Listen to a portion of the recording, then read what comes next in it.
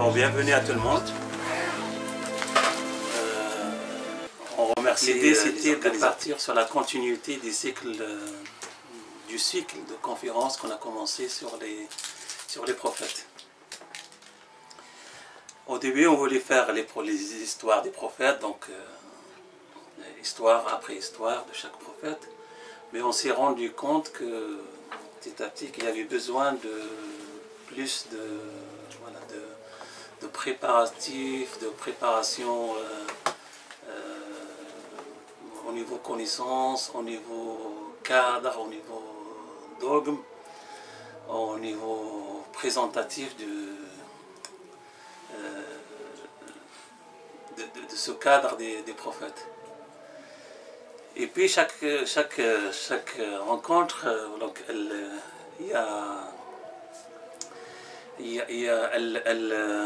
elle inscrit son sujet.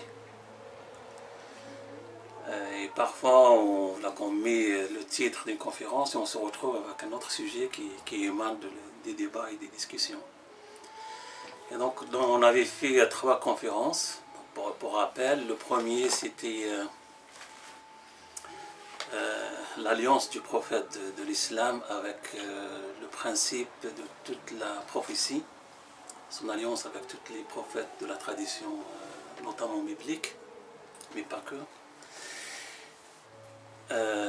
Et c'était dans le cadre du voyage nocturne du prophète. En fait, on l'a expliqué, mais c'est un peu pour que ça soit bien compris. Dans ce cadre du voyage nocturne et de l'ascension du prophète, qui s'est passé 2 ans avant l'hégire, le prophète il a rencontré l'assemblée de tous les prophètes sur terre et au ciel,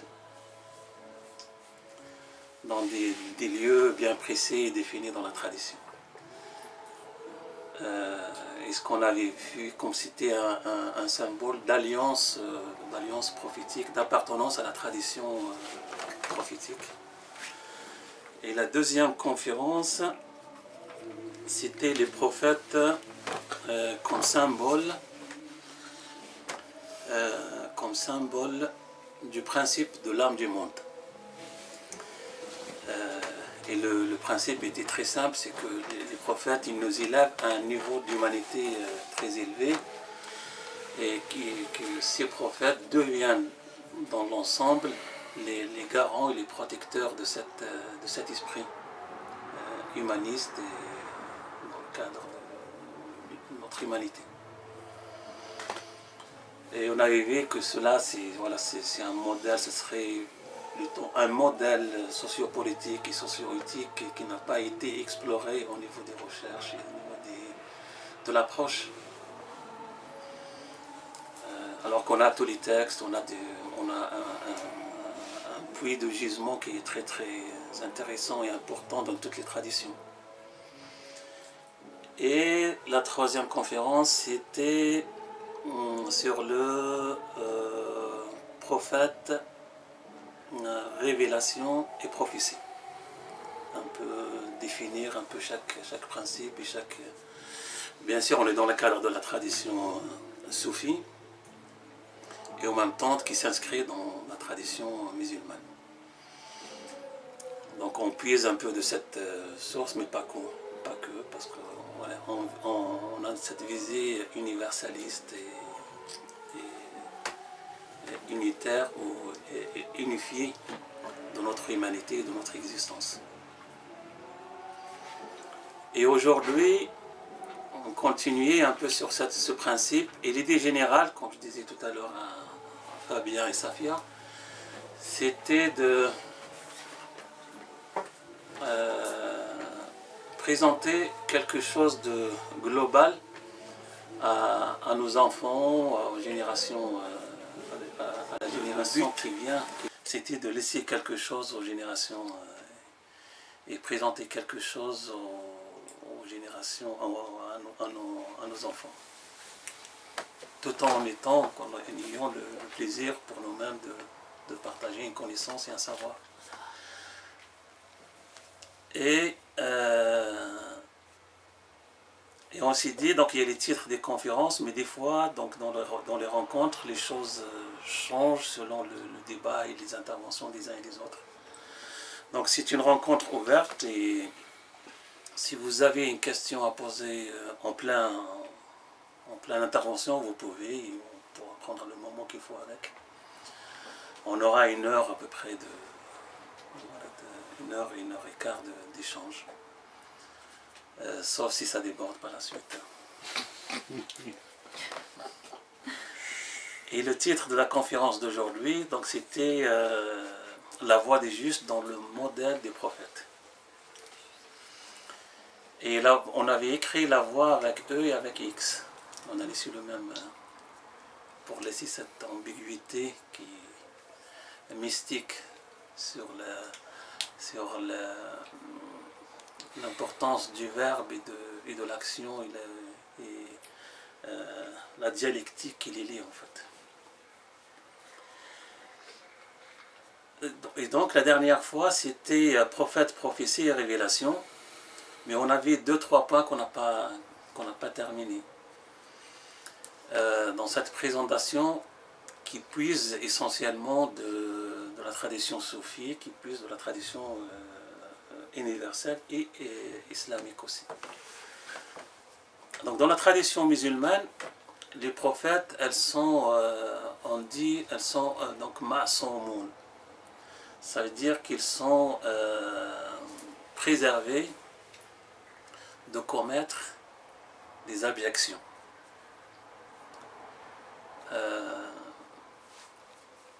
Et c'est le principe, c'est le cadre du récit prophétique dans le Coran. Ce qui est différent de celui qui est dans la Bible. Parce que dans la Bible, on trouve des prophètes qui ont certaines actions. Mais on va voir dans quelle perspective on peut lier les deux et les concilier. Donc pour connaître vraiment l'histoire des prophètes dans l'islam, il faut lire le Coran en entier. Parce que ces histoires dans l'islam, dans le récit coranique, ne sont pas des chapitres, sauf peut-être 1 ou 2, sauf une à l'exception, celle de Joseph, qu'on a un chapitre entier de cette sourate. Mais le cadre général, c'est d'inscrire chaque histoire dans une réflexion et de bénéfices sociaux et éthique. Donc on trouve dans le Coran le rappel des vertus, mais à certains moments, il donne l'exemple d'un prophète. Et il tire de cet exemple, enfin de l'histoire de ce prophète, un récit un peu précis, pas toute son histoire. Et pour pouvoir un peu donc ramasser tout ça et l'encadrer, ça sera donc les savants musulmans, ils se sont appuyés sur la Bible. Donc on va revenir maintenant sur le récit biblique et le récit coranique des prophètes. En s'appuyant sur la tradition musulmane, on a le rappel du prophète Mohammed avec sa première communauté qui a été confrontée au récit israélite. Ils ont demandé au prophète, qu'est-ce qu'on fait? Le premier rappel, c'était de s'arrêter. Ne les approuvez pas, mais ne les repoussez pas. Et en fait, c'était dans ce principe d'éducation, d'éducation de l'esprit à s'arrêter à un point où on ne sait pas. Quand on ne sait pas, on ne s'avance pas et on n'affirme pas. Mais par la suite, on a une autre tradition des prophètes qui dit rapporter sur les Israélites leurs histoires sans contrainte, sans limite. حدثوا عن بني إسرائيل dans le hadith sahih, donc authentique, bil'ana ou quelque chose dans ce sens. Et dans le premier, il disait donc en arabe la tusaddiquhum wa la tukadibuhum. Juste pour mettre le contexte de ces deux récits. Et du coup, les savants musulmans et les cherchants et chercheurs se sont intéressés à la question du prophète entre la Bible et le Coran. Comment approcher cette question? Dans le Coran et l'approche du prophète Mohammed, c'était des gens vertueux à l'extrême sainteté. Donc il n'y a aucune action ou acte abject qui peut leur être attribué. Dans la Bible, nous trouvons quelques histoires avec des approches quand même un peu délicates sur l'action ou le fait d'un ou plusieurs prophètes.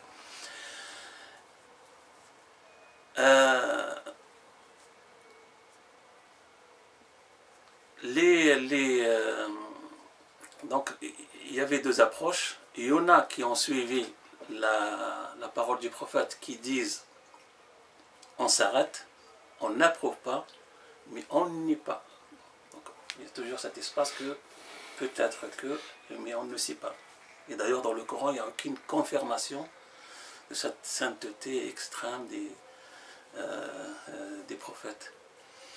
Mais il y a une autre approche qui a réconcilié ces deux approches des histoires des prophètes. C'est l'approche mystique, et que j'ai trouvée très intéressante, que je présente aujourd'hui, mais peut-être pour la première fois, tiré du livre du Cheikh Ibn Tounes, l'homme intérieur à la lumière du Coran. À la lumière du Coran. Et il donne une interprétation assez surprenante sur l'histoire de David avec les 99 dans le Coran, brebis, dans la Bible, femme. Et quand il était juge et que deux êtres ou deux personnes qui étaient vertueux et qui étaient frères se sont présentés devant lui pour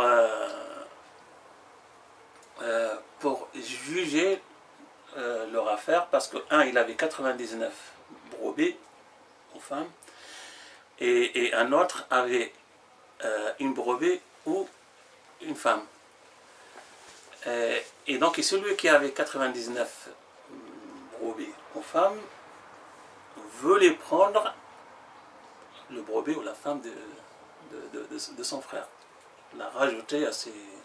Le cheikh il est parti au-delà des deux termes, le terme de femme et le terme de brebis, et il leur a dit ce n'est plus cela et aux choses auxquelles vous pensez.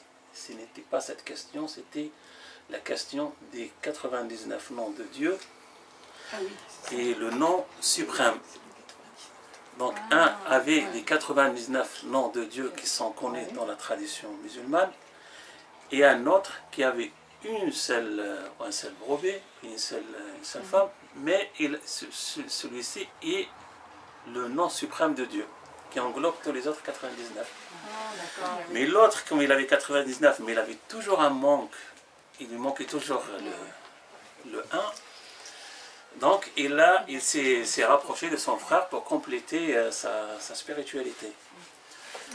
Et donc David, en comprenant cette situation dans son premier niveau linguistique, a jugé que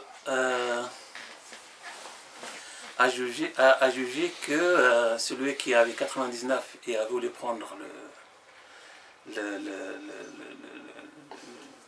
la femme ou le brebis de l'autre, avait commis une injustice.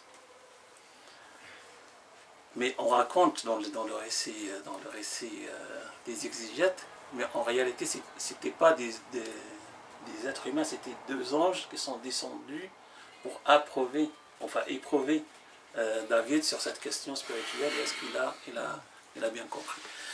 Donc, il était juge, il a dit qu'il faut séparer les 99 du 1. Donc, celui qui a 99 ne peut pas prendre un centième, ou le centième pour compléter son centième, qui est le nom divin par excellence. Mais l'autre, il avait un nom, mais c'est le nom suprême, et ce nom suprême, il englobe tous les autres. Mais le premier qui a voulu prendre le 1 qui appartient à son frère, il avait les 99, mais il n'avait pas le catalyseur, le nom suprême de Dieu qui englobait les autres et au-delà.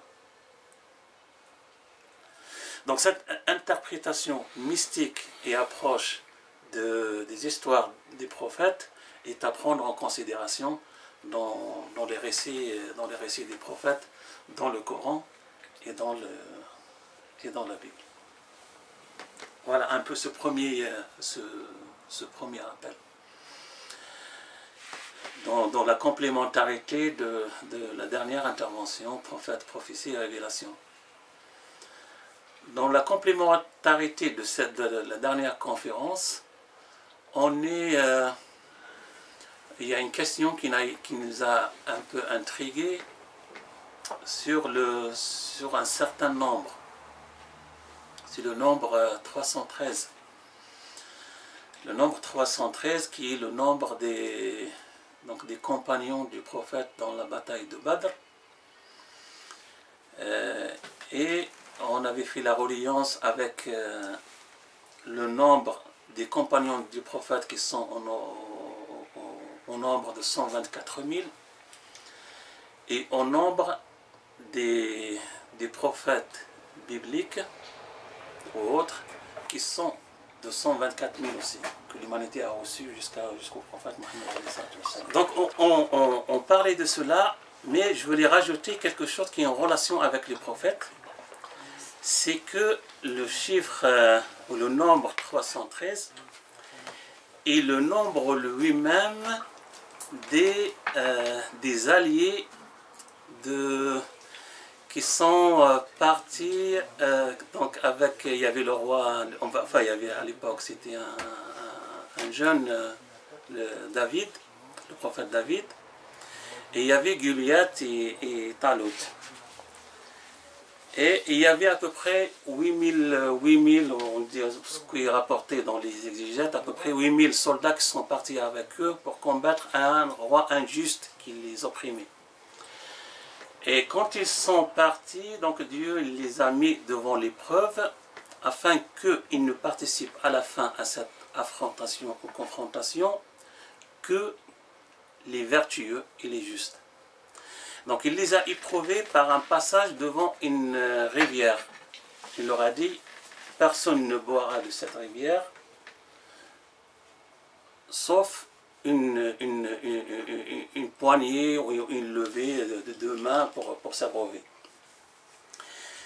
Donc il y a un grand nombre qui ont désobéi à cet ordre, qu'ils ont bu, et il y a seulement 313 qui ont obéi à l'ordre divin. Et donc qui ont eu, bien sûr, c'est tout combat pour l'injustice face à l'injustice est un honneur, ont eu l'honneur de combattre Talut, Goliath. Mais dans cette... Jalut, oui. Goliath, Jalut. Et alors, l'exemple donné dans cette histoire, et que c'est même ces 313 qui ont participé à la confrontation, n'ont pas participé au triomphe. C'est un seul, jeune qui s'appelle David, devenu par la suite prophète et roi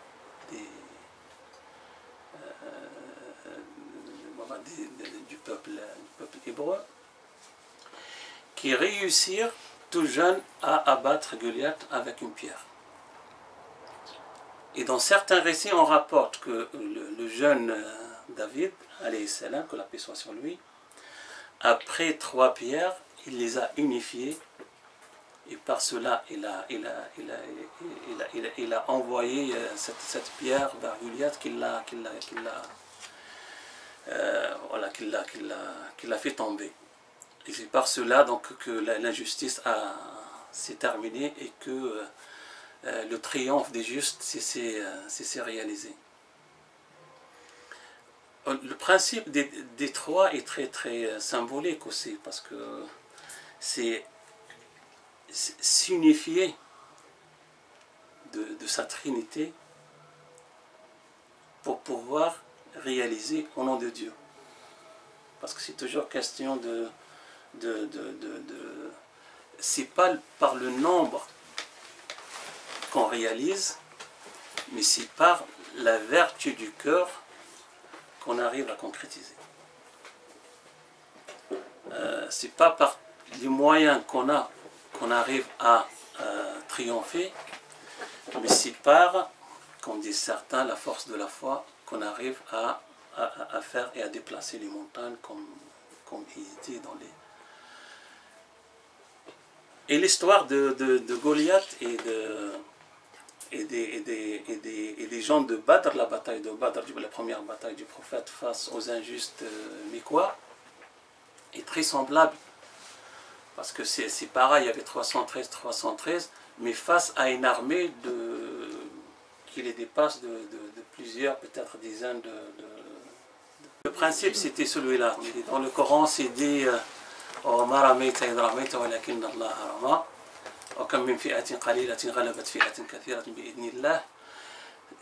donc le verset coranique, il dit pour les gens de Badr, mais j'avais lu un peu le récit dans les récits israélites, dans l'exégèse coranique, qui disait c'est pas par vous que vous avez réalisé, mais c'est par l'Esprit de Dieu que vous avez fait. Et combien de groupes qui sont peu, qu'ils ont gagné face à des gens qui sont nombreux. À peu près la traduction des versets coraniques. Ce qui nous amène à parler un peu des justes. Pourquoi la voix des justes dans le modèle des prophètes, et pourquoi dans un cercle qui s'intéresse à la mystique et à la spiritualité. Après avoir lu le Coran plusieurs fois, je me suis rendu compte que la spiritualité du Coran est basée sur deux grands principes qui sont inscrits dans ce qu'on appelle la station de l'ihsan, de l'excellence, du bel agir.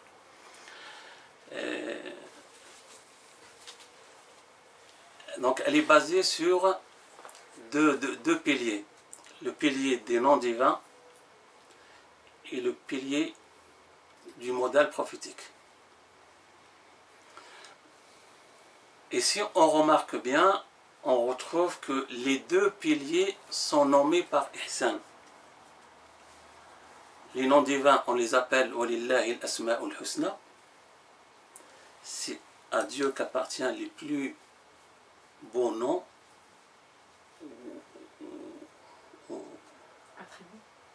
Oui, le plus beau nom est attribué de Dieu, mais les plus beaux et les plus excellents des noms, à peu près.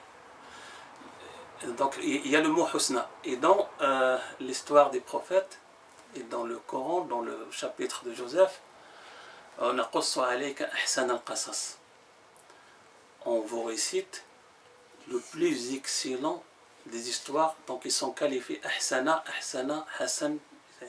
Et c'est la station de laquelle le prophète a, quand il a dialogué avec l'ange Gabriel, lui a présenté. Quand il lui a dit montre-moi la religion non, montre-moi, explique-moi ta religion. Il lui a dit d'accord. Il lui a dit qu'est-ce que l'islam? Il lui dit l'islam, c'est les 5 piliers de l'islam. En résumant, il lui dit alors qu'est-ce que l'iman, qu'est-ce que la foi? Il lui dit la foi, c'est les 6 piliers de la foi. C'est croire en Dieu, aux anges, aux prophètes, aux messagers et ses livres, et le destin bien et mauvais. Et il lui dit, alors qu'est-ce que l'ihsan? Et là, le prophète, il répond par cette question, et là, l'ihsan, l'excellence, ou la plus belle des choses, c'est adorer Dieu comme si vous le voyez. Si vous ne le voyez pas, Dieu, il vous voit. Ça veut dire sentir une présence qui te relaie à tes semblables et à ce qui t'entoure en l'espèce et en nature. Ce qui t'amène à considérer ce qui est bien pour toi, à le considérer aussi pour les autres. Une unité en humanité, en création. Alors, on a ces deux piliers de la spiritualité, le modèle et la mystique des noms divins. La voie des justes dans les histoires des prophètes, je donnerai un exemple pour laisser l'espace parce que il y a beaucoup de choses à partager ensemble. Le modèle des justes dans les histoires des prophètes. C'est une présentation des choses au-delà de l'action des prophètes. C'est-à-dire, nous trouvons autour des prophètes des êtres humains qui n'ont pas reçu la révélation, mais qui ont agi par vertu et justice au profit de la vérité. On peut appeler ça des initiés? Peut-être ils ont été initiés. En tout cas, c'est pas dit, mais en tout cas, c'est des êtres qui ont pris conscience des choses sans avoir reçu une initiation ou un enseignement.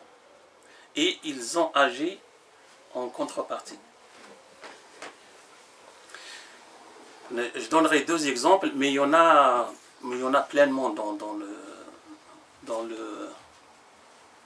le récit prophétique. Après, on laisse le travail qui doit se faire par la recherche et l'implication de chacun dans cette voie. Alors, le croyant qui est de la famille du pharaon s'est opposé à l'action du pharaon de vouloir assassiner le prophète Moïse. Alayhi salatu wassalam. En vivant à l'intérieur du palais du pharaon, en vérité, il y avait 2 justes, un homme et une femme. Il y avait cet homme et sa femme. Il s'est opposé et il a, par son opposition, il a repoussé la délivrance de Moïse à la mort. Il a pu échapper à la mort suite à l'intervention de ce juste. Ce qui nous incite comme modèle d'action et d'imprégnation dans la voie des justes, dans notre humanité. Alors je vous la lis en arabe parce qu'elle est très belle, mais qui ne dure pas longtemps. Et après, je l'explique, on la lit dans... Alors, je la récite. أعوذ بالله من الشيطان الرجيم. وقال رجل مؤمن من آل فرعون يكتم إيمانه أتقتلون رجلا أن يقول ربي الله وقد جاءكم بالبينات من ربكم وإن يك كاذبا فعليه كذبه وإن يك صادقا يصبكم بعض الذي يعدكم إن الله لا يهدي من هو مسرف كذاب يا قوم لكم اليوم ملك اليوم ظاهرين في الأرض فمن ينصرنا من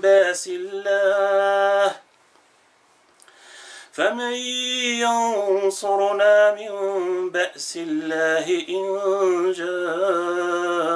جاءنا قال فرعون ما أريكم إلا ما أرى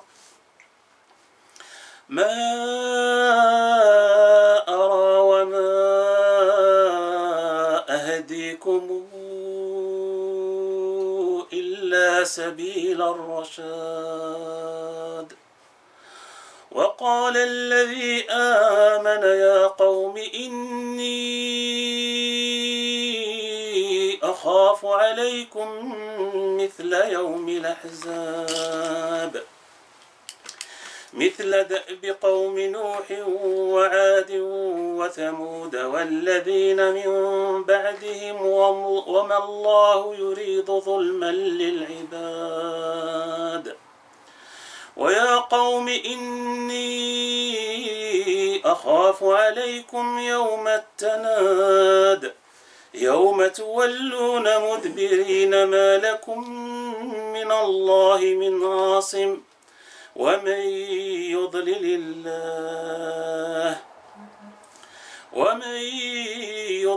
الله فما له من هاد.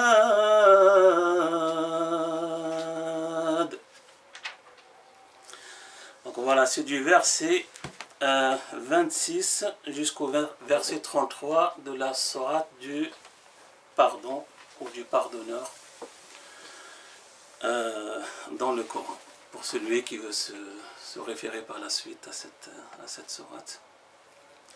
Alors,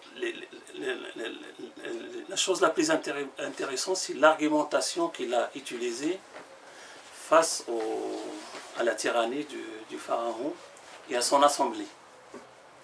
Et il a présenté deux grandes choses. La deuxième, c'était leur présenter le sort des peuples tyrans qui étaient avant leur époque. Et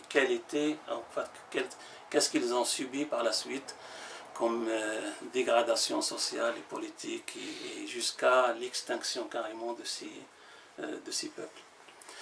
Et la première, c'était une simple vérité annoncée aux gens qui sont ici et autour du pharaon.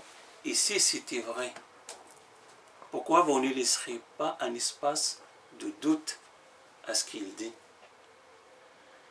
Et s'il dit vrai, vous serez gagnant. Et s'il dit faux, il va se confronter à sa véritable fausseté tout seul. Ça ne nécessite pas d'aller jusqu'à décréter la mort pour Moïse. Mais c'est sur une belle argumentation qu'on retrouve dans cette sourate du pardonneur et ou du pardon dans le Coran, du verset 26 au verset 33. Plusieurs d'autres exemples qu'on retrouve, c'est l'exemple de Joseph quand il a été accusé à tort d'adultère avec la femme qu'il a accueillie, la femme du grand vizir Al-Aziz d'Égypte. Et donc il a refusé, bien sûr qu'il a refusé cette séduction, et en voulant fuir la tentation que Zulekha l'avait mis devant, en prenant la fuite, sa chemise s'est déchirée. Donc Zulekha l'avait pris pour le retenir, mais sa chemise par derrière s'est déchirée. Et en voulant sortir de la porte, il se retrouve face à face avec l'Aziz et un de ses conseillers. Et en se retrouvant en face, donc Zuleyha, elle inverse le rôle en disant qu'il c'est plutôt une tentation de viol et d'agression du prophète Joseph sur elle. Mais ce juste, qui était un conseiller du grand vizir, n'a pas pris donc le même avis que Zuleyha a annoncé. Donc il ne s'est fait pas, donc il n'a pas suivi le cercle du pouvoir et de l'influence. Il ne s'est pas fait influencer, parce que s'il suit l'avis de Zuleyha, donc il rentre dans le cercle de l'influence, ça veut dire qu'il pourra être par la suite prétendre à d'autres grades et à d'autres statuts plus élevés. Mais il a dit, attendez, et comme il a dit, c'est pas dans le Coran, mais si c'était vrai ce qu'il raconte, mais regardons plutôt de plus près. Si sa chemise est déchirée de devant, ça veut dire que c'est lui, si elle s'est débattue pour se retirer de ses mains, mais si ça a été déchiré par derrière, c'est que si lui, il était en fuite et elle le retenait. Et c'est de cela que la vérité, à ce moment-là, s'est éclatée, mais finalement, ça n'a pas réussi à sauver Joseph, parce que pour mettre l'histoire dans le puits de l'oubli, il fallait le mettre en prison. Donc il passa plusieurs années en prison, même si la vérité a été dite par ce conseiller. Ce qui nous intéresse ici, c'est la vie du conseiller. C'est la vie du comportement humain, juste vis-à-vis à des moments d'injustice ou d'agressivité vis-à-vis des uns et des autres, et notamment les plus faibles ou les moins considérés. Et donc la voie du juste avec X nous élève à la voie du juste avec un E. Donc c'est important de choisir la parole, de la dire et de la choisir. Parce qu'elle nous fait élever au statut, elle nous fait entrer sur la voie des justes avec un E. Très très important. Le deuxième exemple, c'est l'exemple du prophète Mohammed de l'islam, alayhi salatu wassalam. Et c'était à l'époque où il n'était pas encore prophète. Mais il y avait une histoire très impressionnante qui est considérée, aujourd'hui, ce qui s'est passé à cette époque est considéré comme une tentation d'instauration de une des premières chartes des droits de l'homme dans le monde. Parce qu'il y en a plusieurs, dans plusieurs traditions, il y en a peut-être une des premières, oui, parce que la charte du Mandé, elle date du IIe siècle, celle du sage africain aussi, qui est considérée qu'une des premières chartes des droits de l'homme avant celle qu'on connaît aujourd'hui avec la Révolution française et avec l'adoption de cette charte en Amérique et puis aussi par les États-Unis. Alors l'histoire se passe quand le prophète avait 20 ans. C'est à peu près, il est né en 570, c'est à peu près vers 590, 591 de notre ère. Et à la Mecque, donc il y avait à la Mecque, la ville en fait, la cité, il y avait une injustice qui commençait à s'instaurer à la Mecque et autour. Et les faibles, les pauvres, ceux qui n'ont pas d'alliés, de notables, des tribus, étaient lésés et par la suite pillés de leur argent et de leurs biens. Et suite à une histoire dans ce sens, un Yéménite est venu à la Mecque faire son commerce, et un Qurayshite, donc la tribu qui est dominante à la Mecque, lui a confisqué ses biens. Et ce Qurayshite, donc il est parti, enfin ce Yéménite est parti se plaindre ici et là-bas, et personne n'a voulu lui aider, n'a voulu l'aider à récupérer ses biens et à lui faire justice. Et de ce fait, 3-4 personnes se sont soulevées. Et ils ont instauré une charte de l'époque, qui s'appelle la charte des vertueux, l'alliance des justes, en arabe, s'appelle Hilf al-Fudul. Et cette charte, elle stipule que personne ne sera lésé à la Mecque et autour, qu'il soit esclave ou noble, ouais, à l'époque il disait libre, esclave ou libre, qu'il soit de la Mecque, de l'intérieur de la Mecque ou autour, qu'il y ait un allié ou pas, et que la vie à la Mecque, dans la cité, ce sera bâti sur la compassion et l'entraide. Une charte composée de quatre règles, si on peut dire, ou décrets, mais c'était très impressionnant de la retrouver à cette époque. Alors je vous la lis en traduisant, parce que j'ai cherché un peu en français, mais je n'ai pas trouvé de traduction en français. Mais elle est composée de trois règles. La yudlamu bi Makkata gharibun wala qarib. Il ne sera opprimé injustement à la Mecque ni étranger, ni citadin, ni homme libre, c'est-à-dire non esclave, ni esclave, jusqu'à ce que son dû lui sera rendu. Les Mecquois seront tous une seule main contre l'injuste,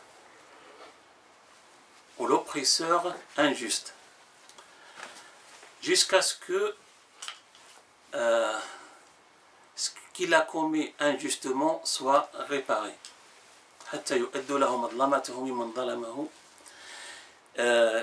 Jusqu'à ce que la justice prend son dû pour celui qui a été injustement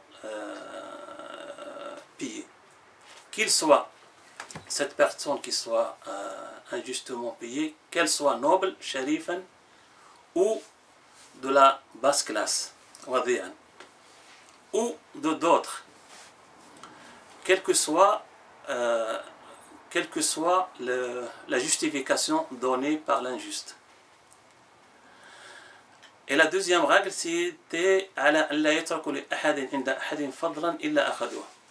ils ne laisseront chez aucun quelque chose qui a été volé jusqu'à ce qu'elle soit récupérée. Troisièmement, ils seront un peu en alliance, les Mecquois, pour promouvoir le bien et éloigner le mal et repousser le mal. Alors la troisième, c'est c'est que la compassion et l'entraide dans la vie et dans les biens, l'argent.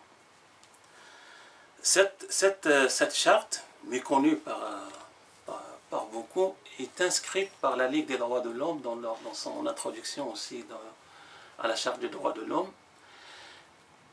Et elle a marqué le message des prophètes parce que c'est à 20 ans qu'on est chevalier, qu'on a envie de changer le monde et qu'on rêve à changer le monde. Elle l'a marqué parce que quand il a reçu la révélation, il a dit « J'ai participé à une réunion où j'étais présent, où il y avait l'allégeance autour d'une charte. Si aujourd'hui je suis appelé par cette alliance, j'obéirai. » Cette alliance des justes est restée jusqu'à après la mort du prophète. On retrouve sa trace 40 ans après l'hégire, ce qui veut dire 30 ans après la mort du prophète. Et c'est le petit-fils du prophète qui s'appelle Hussein, qui était injustement traité par l'émir de Médine. Médine, c'est la deuxième ville sainte de l'islam. Et c'est la ville où le prophète s'est installé après son exil. Il a été injustement traité et son argent a été confisqué. Le petit-fils du prophète Hussein, un chevalier qui n'est pas d'aucune semblabilité, qui est mort d'ailleurs en martyr plusieurs années après, est parti dans une mosquée, il a monté l'estrade de l'imam et il a dit « Aujourd'hui, j'appelle les justes par l'alliance des vertueux. Que voilà, j'étais injustement traité par le gouverneur de Médine. Je vous appelle à m'aider à récupérer mes biens qui ont été pris injustement. » Des compagnons se sont soulevés, des grands compagnons du prophète se sont soulevés, quelques-uns comme Abdallah ibn Zubayr, 3-4 autres, mais qui étaient des notables, ça veut dire que le seul verbe qu'ils prononceront, ils seront suivis par les gens. Ils ont dit, nous obéirons à votre appel. Nous nous rejoignons à cet appel.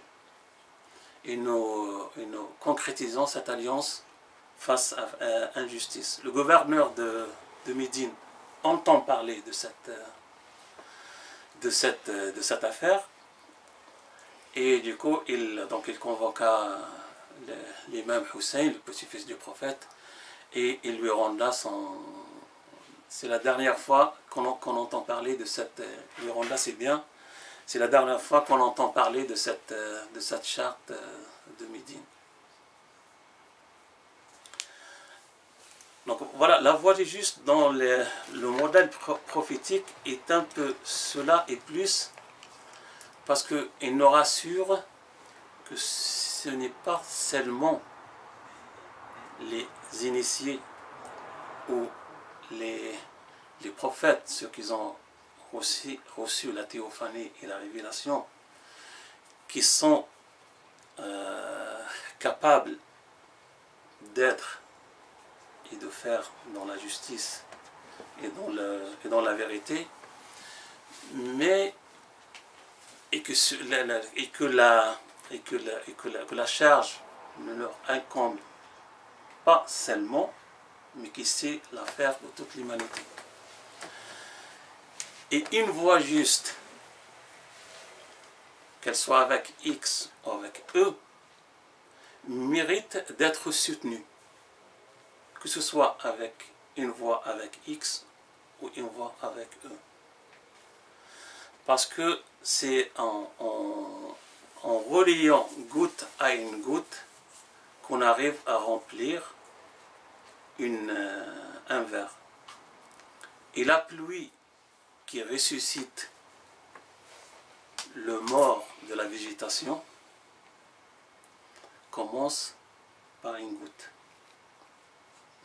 Voilà un peu un peu en résumé ce que je voulais présenter aujourd'hui, pour que ça soit dans le cadre de la présentation des histoires des prophètes, pour que ça soit par la suite qu'on on approche un prophète, qu'on ait un peu ce contexte global de cette des révélations et des principes. Maintenant, la question est ouverte à nous tous. Je veux revenir sur l'histoire de la Trinité avec les trois pierres. Oui. Tu peux éclairer un peu, s'il te plaît? Alors la Trinité, c'est pas dans le sens... Oui, oui. Attends. Alors la Trinité, trois pierres, ça veut dire trois choses. Mais ces trois choses, comme les soufis, ils aiment bien réfléchir autour des signes et des symboles, on s'est dit, le récit en lui-même, même s'il est véridique ou il est mythique, mais il a un sens et un travail spirituel à faire qui nous amène à réfléchir sur notre propre chemin et sur notre propre voie. Trois, pourquoi trois? Peut-être, c'est les trois piliers de la religion, qui est le dogme, la foi et l'excellence. Peut-être, c'est les trois composantes de l'être humain, qui sont donc le cœur, le psyché et l'esprit. Et peut-être, il y a plusieurs... mais le plus important, c'est l'unité. Quand on arrive à sortir de la dualité, on retrouve notre unité, on devient en symbiose avec l'énergie universelle qui habite le monde, le cosmos. Et ceci nous facilite notre vie quotidienne, familiale, sociale, humaine, et notre comportement vis-à-vis d'autrui, qu'il soit de nature, qu'il soit donc avec une création avec esprit, ou une création animale, ou une création végétale, ou une création autre, mais on retrouve cette sève qui relie tout le monde, est semblable, comme le dit le cheikh, à ce fil qui relie le chapelet d'une graine. Je ne sais pas si j'ai mon chapelet là, ouais. En fait, la création est semblable, enfin le monde, le cosmos est semblable à ces graines. Et il y a une sève qui relie ce monde-là. Si on arrive à se rattacher à cette sève, on retrouve notre unité, notre harmonie, qui